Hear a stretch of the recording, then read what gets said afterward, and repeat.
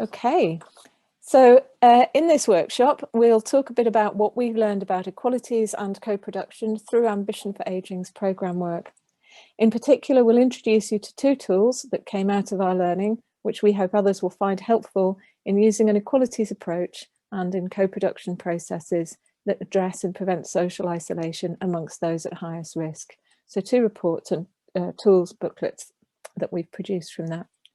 Some of the things that we'll be addressing in this session are: what do we mean by an equalities approach?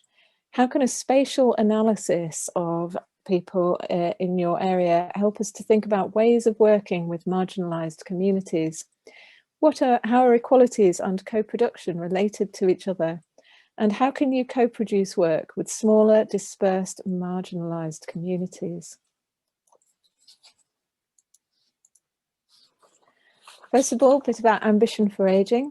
Ambition for Ageing is the Ageing Better programme in Greater Manchester.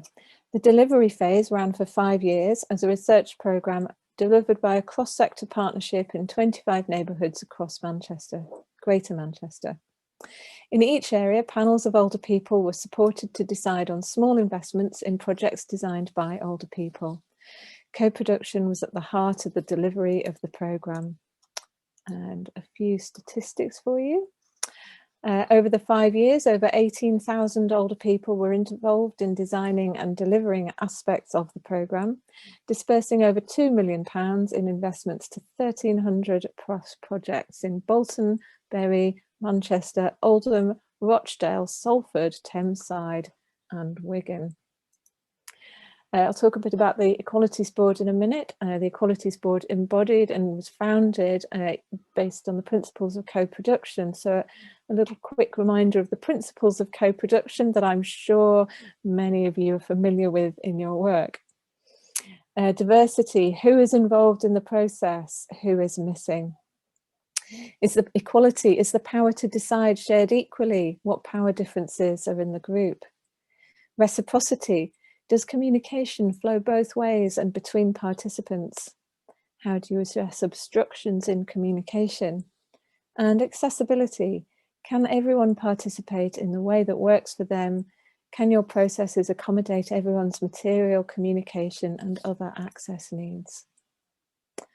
So what was the Ambition for Ageing Equalities Board? Well, right from the start, it was established within Ambition for Ageing to ensure that equalities work was integrated throughout the programme. The board was a group of people with knowledge about equalities from life and or work experience who came together regularly throughout the life of the programme, supported by 3 staff with community development and research experience. The EB helped to ensure that programme design and delivery overall within AFA was informed by older people with lived experience of marginalisation, and it supported delivery partners of AFA to increase their understanding of how marginalisation and inequality shape social isolation. And we did this in a number of ways, including through training, visits, and reviews of the work going on across the programme to learn from delivery partners' experience. And Sarah's going to talk a bit more about that in a minute. All of this meant that the Equalities Board had a wide overview of AFA's project work and delivery. And from that overview, we had a vantage point to see what an integrated equalities approach really looks like in practice, and to learn from seeing how community development workers and practitioners integrate an understanding of equalities work in their work of including older people at higher risk of social isolation. And having looked across the programme and worked closely with people for 4 to 5 years, we were able to produce this toolkit for inclusion in practice, which is a diverse collection of 25 case studies from across the AFA programme's delivery areas that we felt really illustrate what taking an equalities approach to work with older people can look like in practice. The case studies are grouped under 4 key themes: knowledge, ways of working, culture and values, and leadership. And it's important to note that we identified these themes through a grounded analysis of the case studies themselves. So we looked at the case studies which had been collected by various parts of the programme and gathered them together. And we looked at them and looked for the themes that emerged from them, rather than deciding on those themes through an abstract theoretical kind of construct in advance, and then looking for case studies that would fit into it. So we feel that it really reflects what we've learned from the programme rather than imposing our ideals on the programme itself. Under each theme is a range of case studies from different areas, addressing social isolation in different ways and at different scales. And our aim with the toolkit, as you'll see in a minute, was to encourage creativity and confidence by showing that equalities work is not a special thing that can only be done under certain circumstances with certain communities in certain places. And to show that by an equalities approach, we mean going beyond an Equalities Act focused tick box exercise and actually integrating equalities in programme design and delivery, putting people and communities, usually on the margins, at the centre of development and design of programmes. So I'll just introduce a couple of the themes. There are 4, but I'll introduce 2 just to show how diverse the case studies in the booklet are. And hopefully from that you'll get an idea of what a helpful resource it could be in your work. The 5 case studies in the knowledge section, for example, and I've got 2 of them here, illustrate how key conceptual knowledge is that's important in equalities work can inform project work. So a dementia project, there's a dementia project that took up a volunteer's idea to run a BSL interpreted session at a deaf club, and that showed to us how it helps to understand that the way society is organised excludes particular groups of people in particular ways, and then to work with that knowledge to meet people's particular needs. Another example is funding a group run by older LGBT people, eventually inspired a larger LGBT organisation to develop a new project. And that showed us that the value of remembering that marginalised communities are often their own experts. The ways of working section is a little bit different, but equally colourful, as you can see. It's split between examples of expanding projects to be more inclusive of marginalised people, examples of developing targeted project work, and examples of particularly creative projects.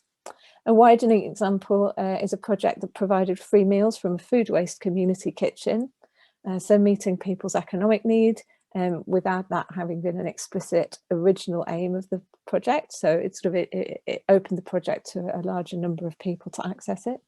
A narrowing example that we give is an IT project with older African Caribbean people who needed help to get online to stay in touch with distant family.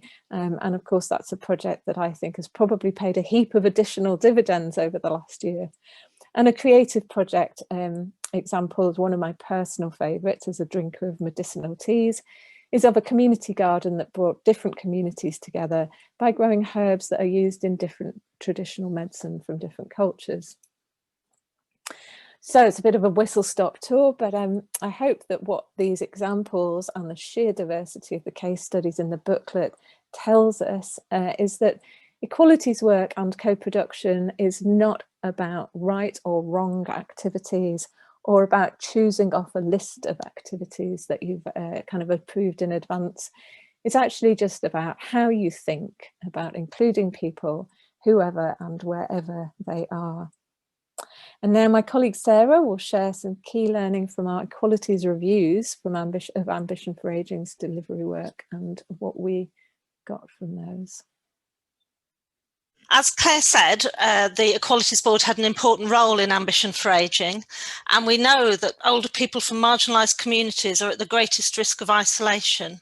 So during the whole of Ambition for Ageing, it was important to ensure that they were actively included in projects and programmes in at least the proportions they were present in the community as a whole. So each year, the Equalities Board produced an annual equalities review to support local delivery partners to share good equalities practice and identify areas for development. And one of the objectives of the final review was to look at the lessons learned about different approaches to equality across the programme, who was being reached and who was still missing.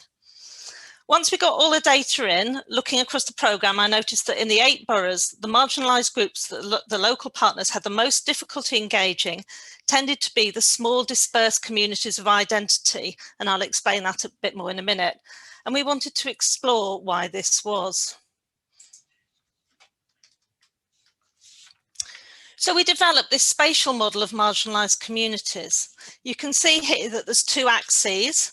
There's one that goes from left to right that describes communities as either localised or dispersed, and there's one that goes up and down that describes communities as larger or smaller. And this gives us 4 different segments. So the 4 quadrants are, there's a larger localized communities, and examples of this might be a Pakistani community in a particular area of a ward, or maybe people who are over 75 who live in a sheltered housing scheme in a particular area as well. And then there's also larger dispersed communities. A kind of really typical example of this would be men. We know that men are often less likely to participate in work around including older people, or social isolation around older people, but they're obviously a large part of the community and they're dispersed across the community. The same could be true of disabled people, hearing impaired people and carers.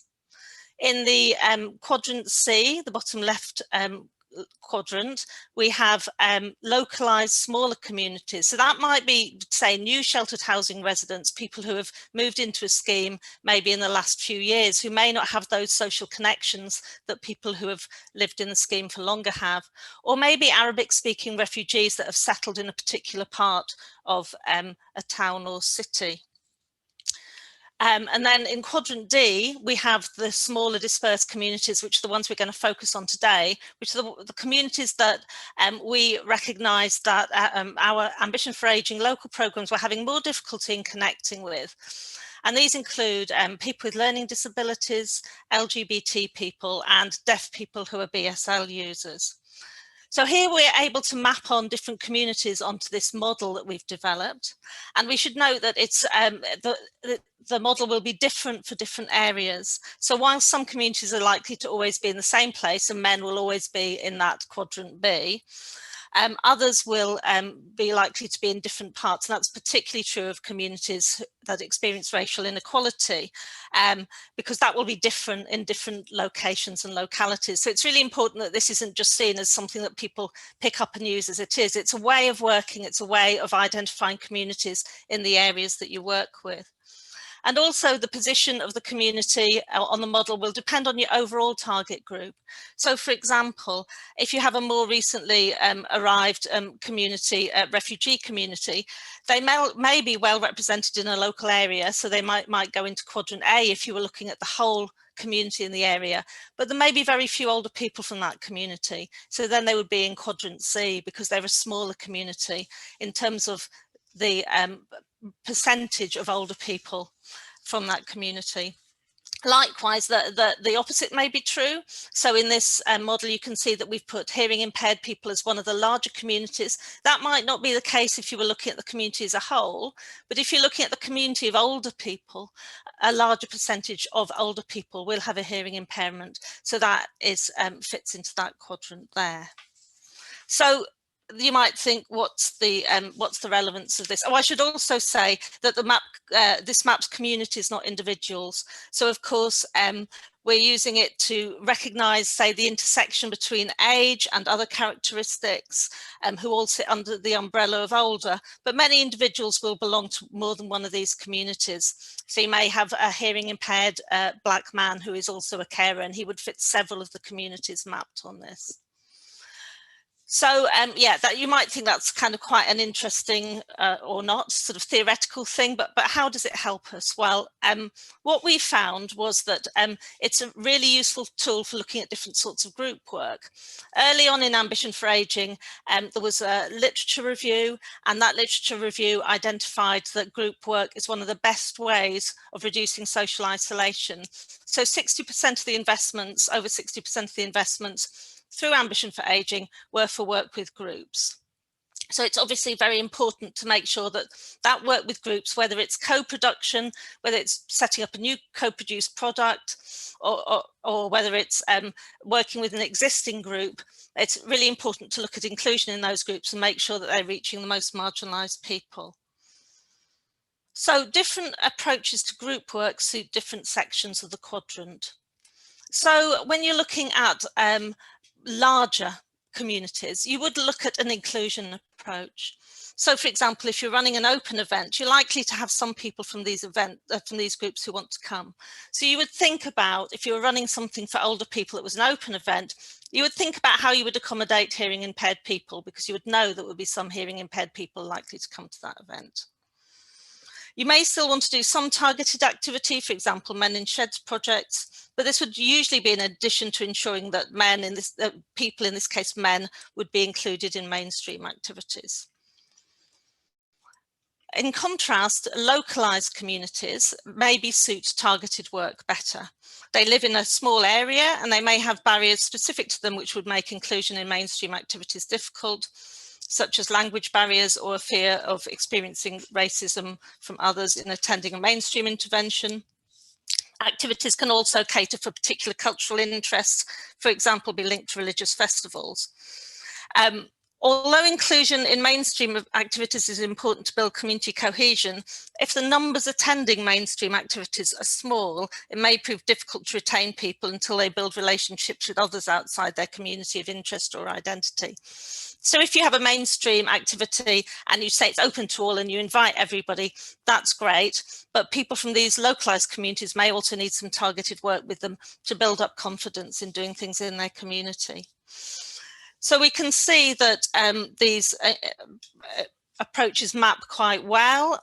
And for localized larger groups, you have the advantage that both targeted and inclusion approaches may work. But this brings us back to this quadrant D. Quadrant D we found was difficult to, targeted work didn't always work and inclusion work didn't always work, and I'll come to the reasons for that in a minute. So it's important to think that maybe group work approaches aren't always appropriate for people in this particular target group. And I would say increasingly, even with the pandemic, that might be more of a case for that, and I'll explain why in a minute. I should also say that using a specific targeted approach doesn't replace the need to meet people's access requirements under the Equality Act.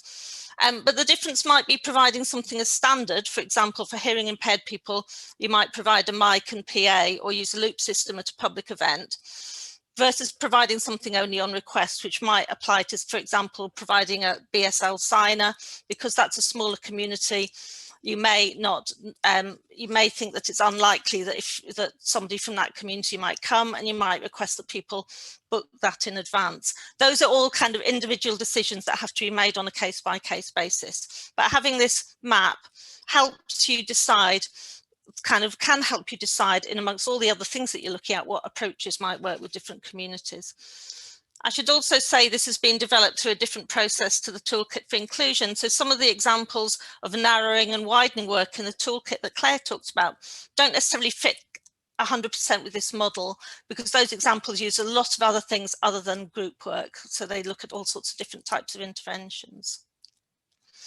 So we've produced a number of resources that use this model. So we've got a briefing on it, and we've also got a toolkit which takes you through it step by step, and which can be used in all sorts of different ways, and would be, I would think, really useful in a kind of co-production exercise, looking at who are we reaching, who might we not be reaching, how might we reach different sectors of the older people's community. We also have a couple of other resources that we've produced in Ambition for Ageing that could be used with the model. I mentioned things changing in the pandemic. You know, it's obvious that group work, traditional group work approaches where we bring everybody together, are not the thing that's happening at the moment. But we've produced this briefing, which is called Developing Social Contact Models in a Time of Social Distancing, and that will look at how group work approaches can be adapted, and the model that I've just described, a spatial model, still can apply to this kind of work as well. We've also recently just published a briefing called What Works in Tackling Social Isolation of Older People in Bangladeshi Communities. This is about developing work with tight-knit communities, which are usually in quadrant A or C of the model. So they're usually fairly localized communities. And that provides particular challenges for people who are from outside those communities. And this briefing kind of describes a project and looks at what the learning was from that project. moving back then to that quadrant C that I was talking about, why is it that group work approaches don't work particularly well with that quadrant? Well, the Ambition for Ageing project used a model of co-production that was place-based, asset-based, and used group work. I'll explain those a bit more. So the work was very geographically based, but what we found is that people from those dispersed communities may identify more with a community of identity more than place. So that might be an LGBT people in that community. So say a older gay man as an individual may not identify so much with his neighbourhood. He may identify more with a community of other older gay men which are more dispersed across the area. And the same might be true of, say, some refugee communities that are dispersed as well.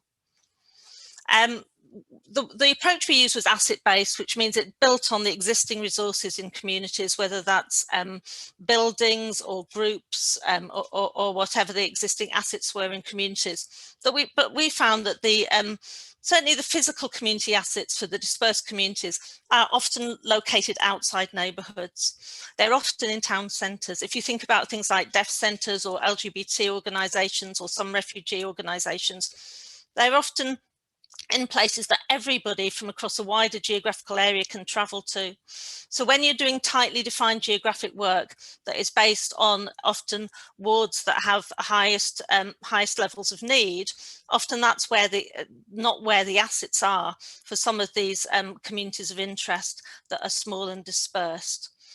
And that's proved a particular challenge, I think, in the pandemic, because often people from those communities would be willing to travel into town centres and city centres to meet people like themselves for support, and that hasn't been able to happen.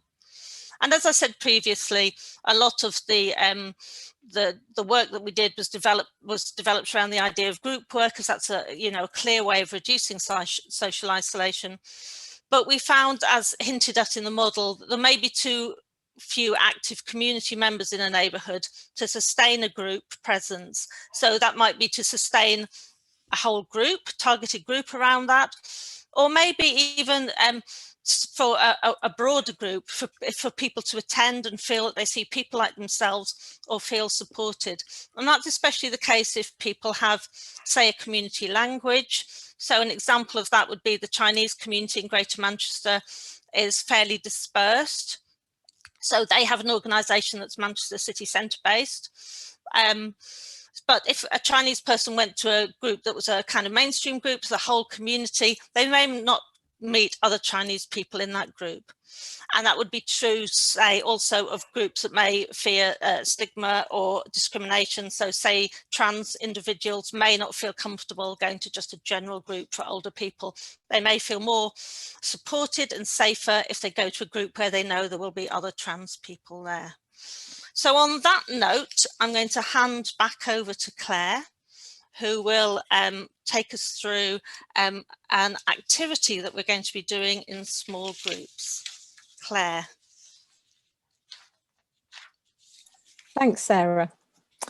So thinking now particularly about those, well, keeping the focus on those smaller dispersed communities, and the examples that were given included LGBT community, people with learning disabilities, deaf, BSL users, asylum seekers.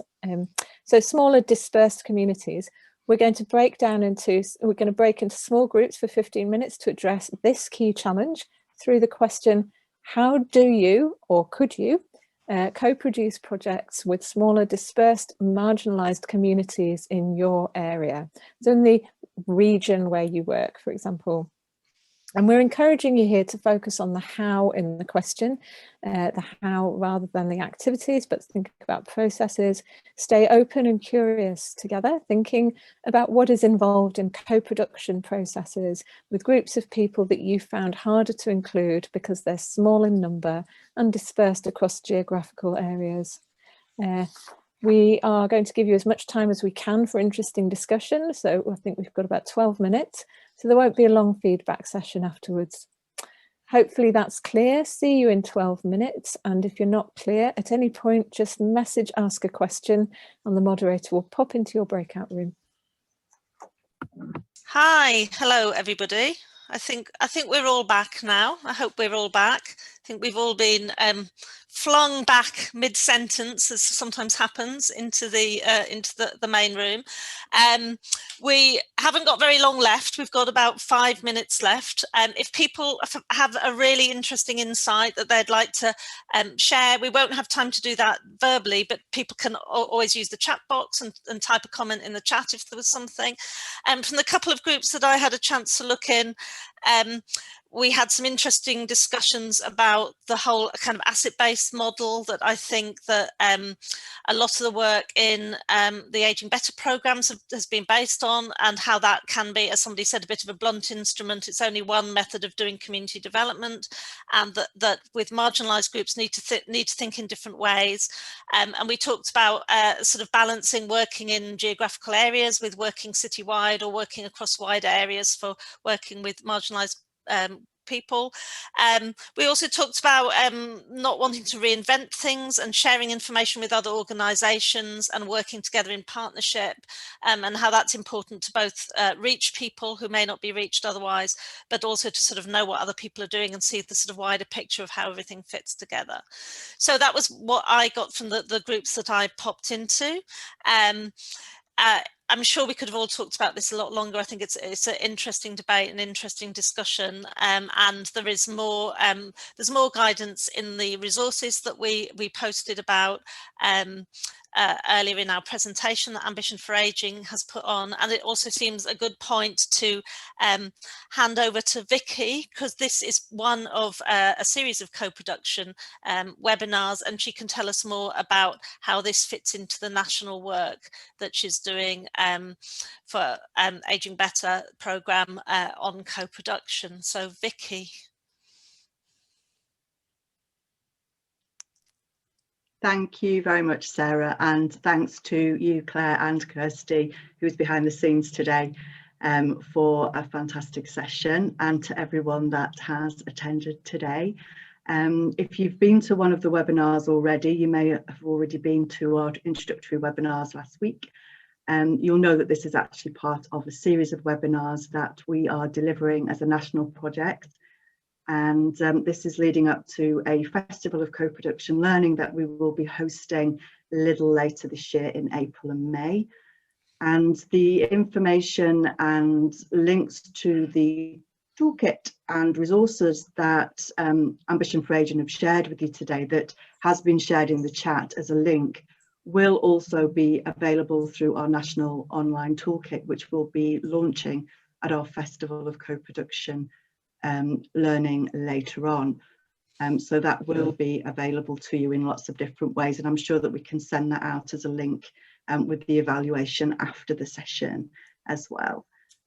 So this is the actual schedule for anyone that might like to join some of the other webinars that are coming up.